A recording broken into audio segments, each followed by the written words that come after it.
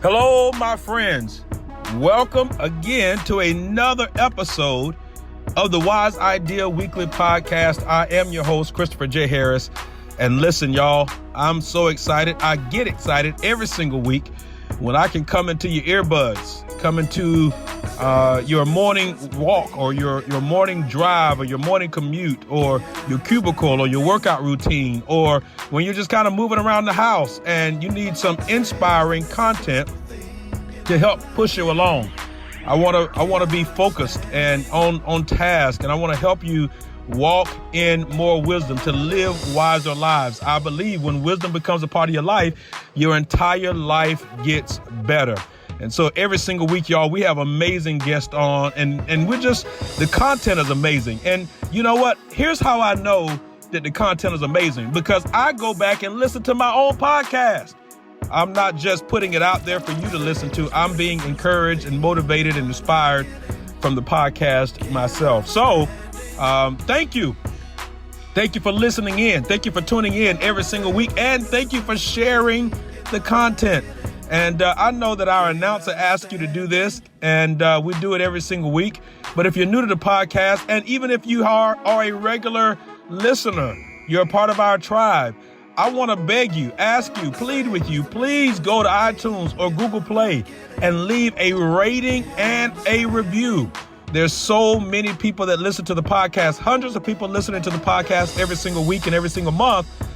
And yet, y'all, I got to get these ratings up. I got to get these reviews up. And if you're listening, all you got to do is just go in real fast and leave a rating and a review. That would be so helpful. Well, we are officially in a season of change and transition. We are officially in a season of change and transition. It is this time of the year when everybody starts thinking about it. It's on everybody's mind. And just a short time ago, I wrote a book about change, transition, and reinvention. The book is called Temporary Assignments, and you can go anywhere where books are sold and get a copy of the book. I literally got a screenshot the other day from somebody where they literally have read the book 3 times, and with different color highlighters and pens and underlining and marking the book up, they have so many notes that they have taken from the book. And that's just so motivating to me as an author. I tell you, when you put your heart and your soul into something to inspire other people, and it's actually happening, it just sends chills down your spine. It gives you more fuel to your fire. And I just thank that person that sent me that screenshot. And I'm thankful to all of you that have already gotten the book. And some of you have never even heard that I had a book out. Well, here's your chance. I'm going to present some teachings to you over the next few weeks based on the book to get you to thinking about how do you reinvent yourself and how do you navigate change and transition. And so I want to invite you in this moment. Go ahead and get you a pen and a pad out. Get ready to take some notes. You may not want to multitask because you're gonna hear some truth bombs. You're gonna hear some wisdom shared that's gonna make you process some things and think through some things. So go ahead, tune in. The next few weeks, we're gonna share a few messages around this idea of transition, change, and reinvention. So we look forward to you tuning in. Let's go right into the message. Welcome to the Wise Idea Weekly Podcast with Christopher J Harris, focusing on life, leadership, family, marriage, and the church. We are providing tools for our inspiration and wisdom for life. Our goal is to inspire everyday people to live wise lives. If you're new to us, we release a brand new podcast weekly on Thursdays. Thank you for tuning in for this week's episode. Here's our host, Christopher J Harris. All right. So it's just 2 verses, really straightforward today. It says, "And the Lord said, Simon, Simon, behold, Satan has demanded to have you, that he may sift you like wheat." I love this part right here, though. "But I have prayed for you." Somebody say, "Thank you, Jesus." "But I have prayed for you, that your faith may not fail. And when you have turned again, strengthen your brothers." But I've prayed for you that your faith may not fail. And when you have turned again, reinvented yourself, repented, changed, got back on your feet, strengthen your brothers. As we get ready to start this new series, Temporary Assignments based off of the book, today's message focus is help, I'm in transition. Help, I'm in transition. Every single one of us today fit into one of three categories. We are either coming out of a transition, in a transition, or on our way to a transition. Raise your hands if you can identify with that. And make no mistake about it, life is about change and transition. Life is about change and transition. Those transitions can be complex and difficult and emotional.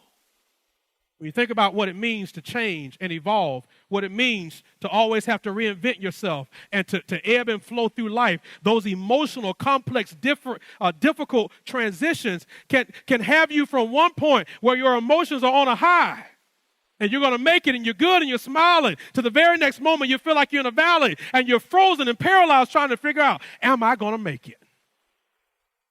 Your emotions can be on an emotional roller coaster where you're trying to figure out, God, what is your plan for my life?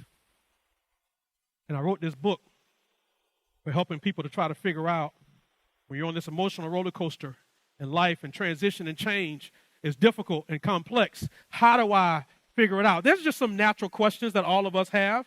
Some of these are going to be on the screen. Some of them may not. But look at this. Will I make it? How will I make it? Who's going to help me get there? What do I need to take with me? Here's a big one. Are my feelings even valid? Who can I talk to that may even be able to understand what in the world I'm going through? Who can help me process some of this? Who has some of the answers? Who's been through what I'm going through before that I can sit down and talk to? Is this God's will for my life? What is God's will for my life? Make no mistake about it, change and transition and reinventing yourself, it's hard work, it's difficult, but it's necessary. Because without reinventing yourself, you and I become stuck. Stuck. You're in a relationship, a marriage, you get married, and you're married for 20 years. But the person that you need to be at year 20 is not the person that you were at year 1. You're working on a job and you make work on a job and retire from that job. Give your blood, sweat, and tears to that job. But the way that you started on day 1 is not how you need to operate on day 2000. Your health, the way you treated it when you were 10 and 15 and 20, is not the way you need to treat it when you get 40 or 50 or 60. Paul said this in 1 Corinthians chapter number 13, I believe it's verse number 11. When I was a child, I thought like a child. I reasoned like a child. I behaved like a child. But when I became a man, I put away childish things. What Paul was saying is, if you don't change, you get stuck. This book was written, this series is all about helping you not stay stuck. Because guess what? If you're in a transition, you can either fight it or go with it.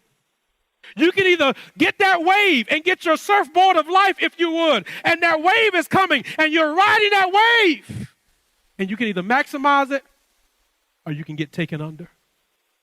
God's will for us is not that we would ever get taken under, but that we would always be able to ride the wave. Touch your neighbor and say, ride the wave. Have any of y'all ever seen one of these?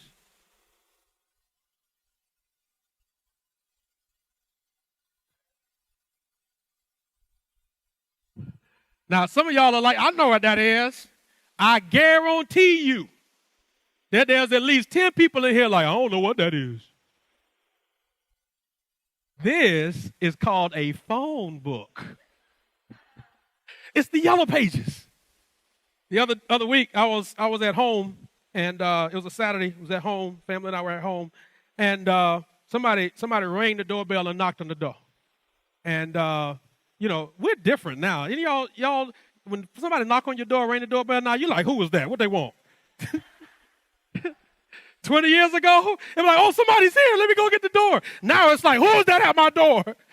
So somebody knocked on the door, rung the doorbell, and I looked at my wife. I was like, were you expecting somebody? She was like, no, not me. Like, okay, let's go see what it is. So go to the door, nobody's there. So I peep out, don't see anybody. I decide to open the door. This wasn't it. I borrowed this one. But there was a Yellow Pages on my door. And I was dumbfounded, y'all. I really was. Because I said, they're still printing these? They're still making these. And I started flipping through it, and I said, Lord, have mercy. There is somebody somewhere in a cubicle that has the job description to actually edit this thing, and nobody's using it. Nobody's using it. Why? Because guess what we do now? When we want to find something, Google it. Right? Or we pull up our phones and we just type it in and search it. Right? We don't even use this anymore. Let me tell you what I think this represents. This represents life. That life around us has changed and evolved and transitioned and reinvented itself.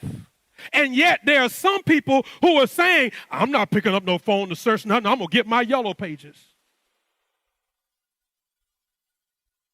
Touch your neighbor and say, life has transitioned.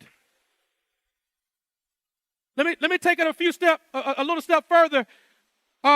Raise your hands if you've ever heard of Blockbuster. I'm so proud of y'all.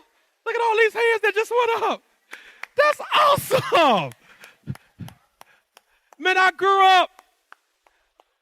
grew up on a weekly basis having the speed so I wouldn't get no late fees. Lord, let me get there before midnight. Got to turn this movie in. Right? Raise your hands if you can identify with that. Right? Listen, y'all. But right now, Blockbuster is out of business. Are people no longer watching movies? No, people are watching movies still. Redbox, Netflix, Hulu, Amazon, and so many others have come in and adapted to the change that's going on around them. And Blockbuster had that opportunity and said no. And today, they're out of business. Any of y'all ever had a Kodak moment? Oh, y'all can't some of y'all can't identify with this. But I remember some of the most precious memories of life that I had was taking pictures, pulling the film out of the camera, going to Eckerd's. Come on, somebody. Yes, Lord.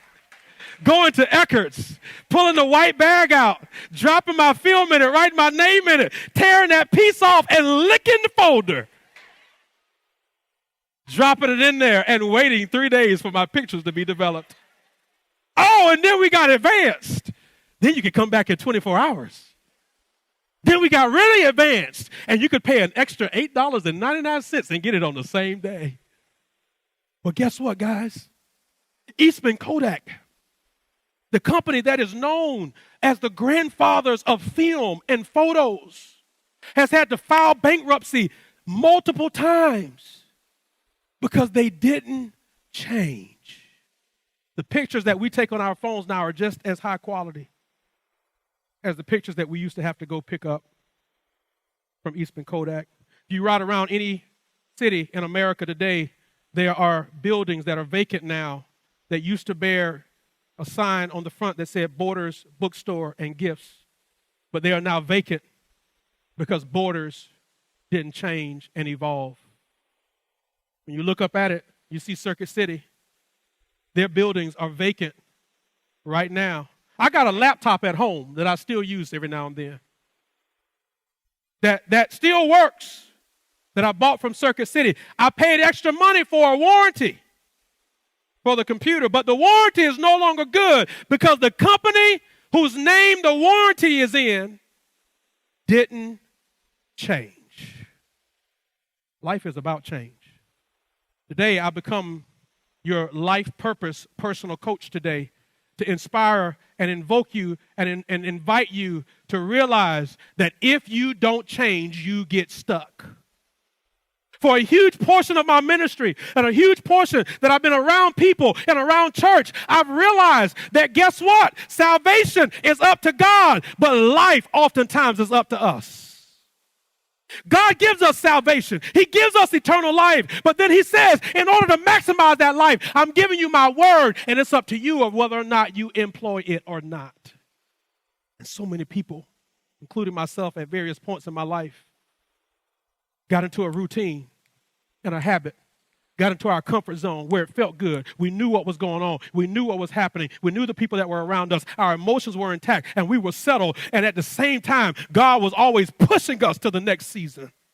And that's scary. There's this tug of war that goes on because on one point, you're in your comfort zone and you're in a season where you're happy and you know what's expected and you know what you're supposed to do. But God is pulling you to the next season where there's unknowns and there's questions and there's no answers and there's new people and new environments and new situations and you don't have all the answers and you would rather stay in your comfort zone. But God says, no, I did not create you to stay in your comfort zone. I created you to always be moving and changing and reinventing yourself and reaching for more. And it's scary.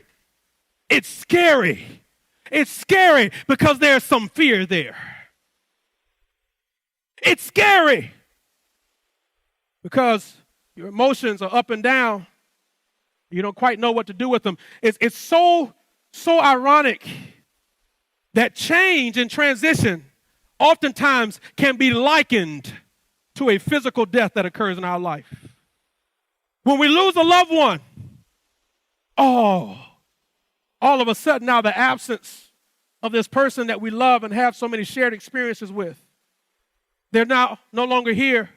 And now we've got to try to recalibrate our life, and we fight that for a little while. If you've ever lost a loved one, you know how painful that can be, how emotional that can be, because in one moment, you can be okay, and I'm going to be good, and I'm going to get myself together, and I'm going to be all right. And the very next moment, you're in a cocoon, and you're rolled up and saying, I can't make it without them.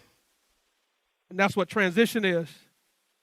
Our medical community has even come up with some phrases here, some stages of grief. The first stage is shock. This is initial paralysis where we're frozen, not really sure how to respond to this. The next stage is denial. That is where we're trying to avoid the inevitable. The next stage is anger. And this is where our emotions that are bottled up now start come pouring out. Oftentimes it doesn't just come pouring out. Sometimes it comes spewing out. Then we start bargaining.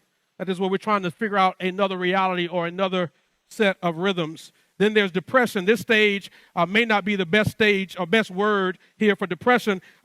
This really reflects loneliness or a period of reflection where you finally acknowledge the inevitable. Then there's testing and then acceptance. Transition is a little bit more complex than death, though. And that's not to minimize death. But it's a little bit easier to accept the notion of change and transition with death of a loved one than it is to acknowledge and understand transition in life. Because when a loved one passes away, there's a physical person that's gone. But when you're in transition in your life, sometimes there's not a physical person that leaves. Sometimes it's the environment that changes around you.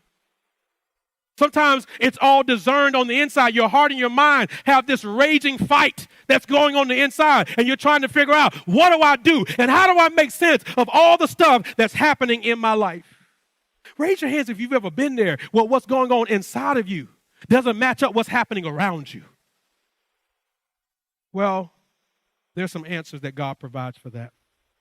One of the ways that God provides answers for that is we look at some things that happen in nature. And as I started thinking about this book and thinking about the concepts of it and what God was sharing with me and what some things had been happening over time that I've been experiencing in my own life and then seeing in the life of those that I've had the chance to pour into or to talk to or observe, I realized that sometimes we don't understand the seasons that we're in. We don't understand all of the dynamics of what God is actually doing. And so I want to show you this video very quickly, because it's going to give you a glimpse of, I believe, what God does in our lives as well. So watch this video, and then I'll come right back, and we're going to finish the message for today.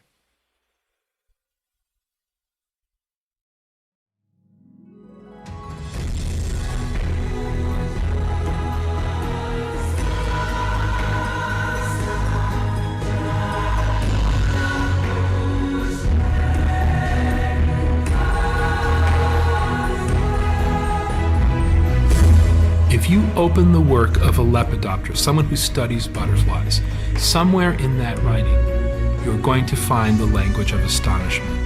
Every one of these 20,000 species have different color patterns, and every one of them has different shaped wings. The diversity is just so magnificent. As you watch a butterfly, to describe what you're looking at, you can't really put it into words. That's biology, it's also magic.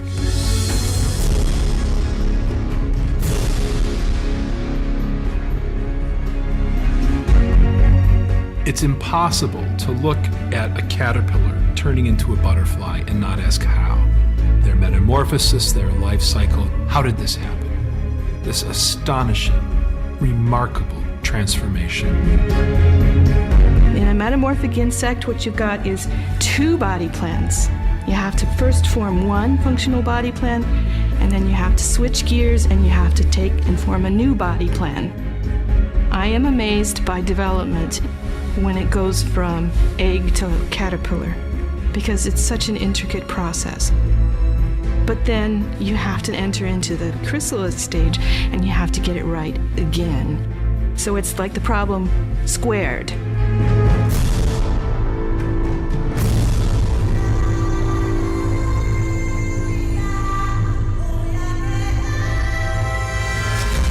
You've got to get rid of or digest the caterpillar tissues.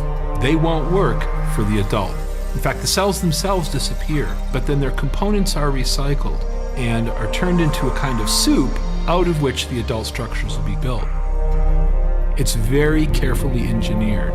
So you got to know where you're going to end up before you start.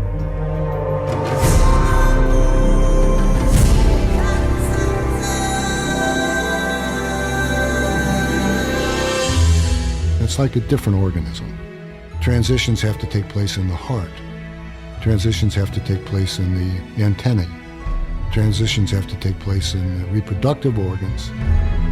You have to recreate adult legs, adult antennae, adult eyes. You have to change the shape of the brain and the connections between the antennae and the eyes. You have to reformat the gut so that it switches from eating plant material to eating nectar. You begin to see the depths of the problem. So for evolution to have created this sort of pathway gradually, it would take a miracle.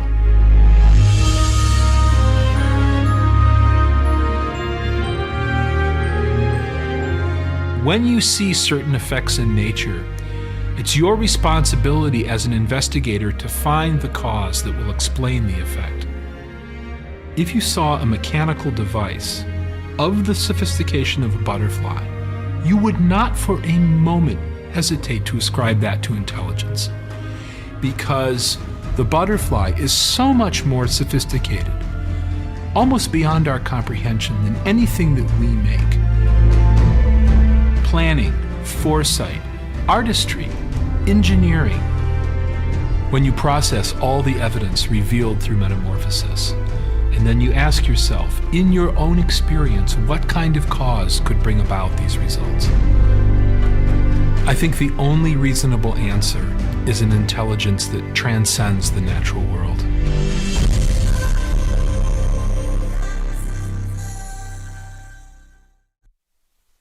Come on, guys, give it up for God, for how amazing He is. And so when we see this, we then recognize that we are in a metamorphosis. The caterpillar could fight getting in the cocoon. But what he doesn't realize is that God's trying to make him a butterfly. And God's goal for us is to understand the seasons that we're in so that we can then know how to navigate the season that we're in. When it's wintertime, you wouldn't wear summer clothes. When it's fall time, you wouldn't wear spring clothes.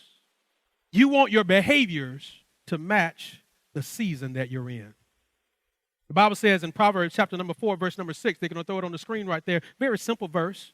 But it says, in all thy getting, get understanding. And a part of this book and a part of this series and a part of this whole conversation is about helping you to understand, man, What season am I in? What is God doing? Why has this been happening? And why has that been happening? And oftentimes you can go and look, and there's a common thread through your life, through every transition and every change. I think we've been on to this idea of getting an understanding for a little while. Most of us have heard that phrase, if you give a man a fish, you feed him for a day. If you teach him how to fish, you feed him for a lifetime. But when you really get understanding, can I tell you something? Maybe this is not as good as we think it is. If I teach him how to fish, but he doesn't own the pond, he's still not in charge. So maybe the best thing to do is to teach a person how to acquire the pond.